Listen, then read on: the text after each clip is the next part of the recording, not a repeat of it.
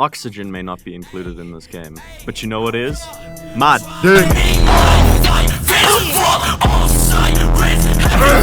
Oh shit!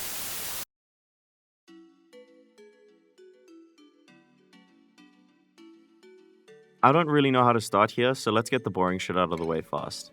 This game comes to us from Klei Entertainment, makers of Don't Starve and,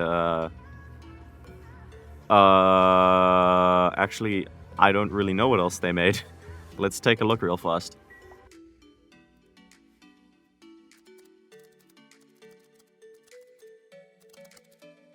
Okay, so we got Eats. Okay, N+. That's weird. Sugar Rush, never heard of it. Shank, never heard of it. Shank 2. We got Mark Oda Ninja, heard of that. Don't Starve, yeah. Eats Munchies, nope. Invisible Ink. Don't really know. Don't Starve Together, yeah. Mark of the Ninja, don't care. Oxygen not included, there we are. Hot Lava. What is that? I don't... Okay. And Griftlands. Fucking awesome. Cool. So glad that this exists. So we got never heard of, never heard of, never heard of, never heard of, never heard of, never heard of, well, heard of. Yes. Don't know, yes. Don't know, yes. Don't know and don't know. Fucking sick. Yeah, Klei doesn't do much, I guess.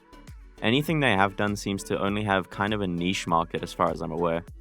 Now that I've bullied some people who are much more successful than I am, let's move into the review. This game is 2D side-on and is termed a survival simulation game, where you control a bunch of tiny humans called duplicants or dupes. The story of the game goes that you, an overseer, have crash-landed on an asteroid filled with wildlife, organic substances, liquids, and basic materials like sandstone, dirt, and metals. You control the duplicants to go and dig these materials, which they then use to create other shit. These little dudes are the main way to make progress, and if they die, game over. So, your whole objective is to control how they move, what they do, where they sleep, when they shit, and what they build or destroy. You need to watch the levels of oxygen, water, and food supply as well to keep them alive. So essentially, you're a zookeeper, but for human beings. When you boot up the game, you'll see a lovely and well-animated screen that shows many aspects to the game without you even realizing it. As a new player, I'm sure you wouldn't understand a single thing on this screen until you actually play the game. So right there, we have a great example of subtle and well-done world building and precursory imaging. So good job there, Klei. On the topic of imaging, you can probably see that this game needs absolutely no help in the visuals department. Their super stylized visuals served them well in the Don't Starve series, and it serves them well here. The graphics look somewhat like they're hand-drawn, but of course they aren't because the amount of effort that would take could be better spent drowning a camel and honestly with better results. Yeah, really nice visuals and some really nice world building, which really gets my story fetishization going. Speaking of the story, it's got a pretty good one. The story of this game is told indirectly, similar to how the Dark Souls series tells its own. It's a rather light presence throughout most of your game, with most of the details being sprinkled out to us through data logs that can only be found in certain areas, often with some good supplies in them. What they're doing here is incentivizing collecting story bits by giving you some assistance whenever you collect them. What I like about this is that the story isn't getting in the way of gameplay. If you want the game to be a game about some little dudes on an asteroid trying to survive, that's all it needs to be for you. If you want it to be a game about an AI trying to oversee a colony of clones with the minds of children trying and failing to save these humans from a horrific death and unable to get back to the Earth because it is destroyed, that's something it can be for you. That's a great dichotomy, because a game like this really doesn't need a story. Player base is probably filled with people who understand thermodynamics and electrical systems. There probably isn't a big ask for a story in this type of game, but it's great to see one that is as existential and as lovely as this.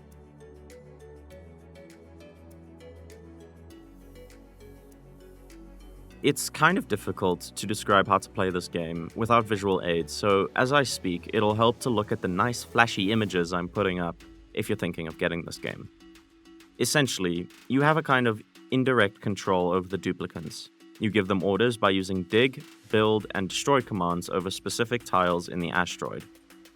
You also have to have dupes research new things which in some way aid survival.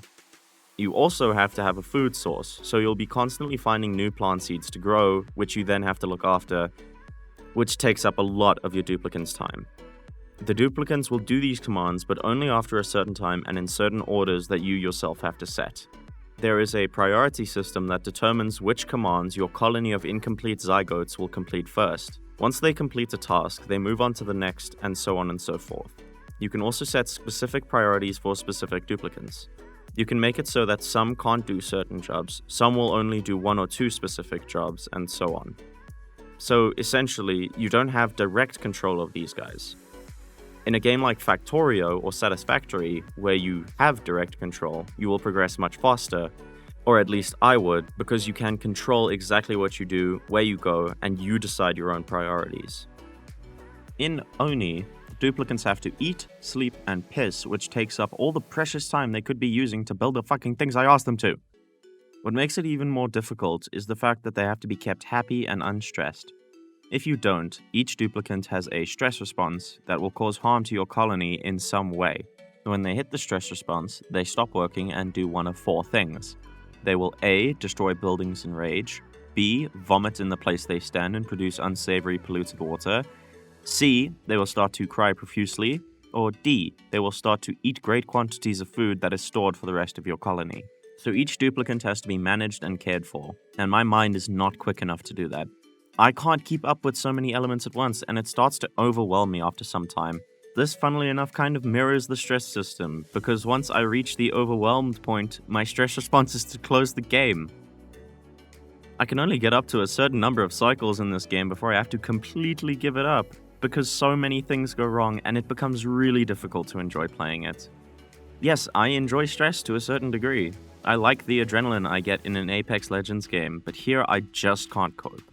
The game is quite different for people who aren't science wizards, because the game has a lot of realistic elements. The materials and liquids and gases in this game operate the same way they would in real life.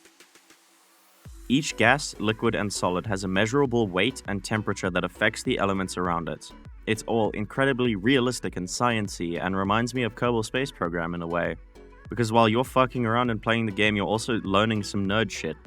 While you look after the oxygen levels in your base, you learn that carbon dioxide is heavier than oxygen, or that certain materials are much more thermally reactive than others.